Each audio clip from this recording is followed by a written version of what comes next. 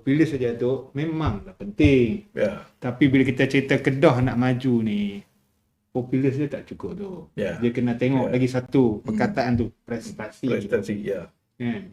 Popular kita mau, takkan kita nak korbankan prestasi tu. Ya. Nanti Kedah bukan maju tu, Ya. ke belakang. Kita kalau boleh kita nak cerita bicara Kedah, kita nak mengajak penonton kita tu Ya. untuk ke depan. Ya. Kita nak Kedah maju. Untuk Kedah maju kita perlukan pemimpin-pemimpin yang Berprestasi. berprestasi tu. Silakan Datuk hurai sikit. Bab tu. Okey, tadi kita kata tadi ni sebab kita nak melangkah ke kerajaan. Kita nak masuk pilihan raya. Menang pilihan raya baru jadi kerajaan.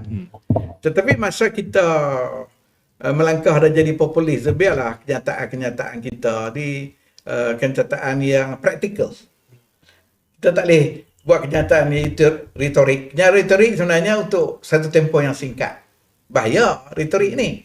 Artinya maksud kita kenyataan yang tak boleh dibuat.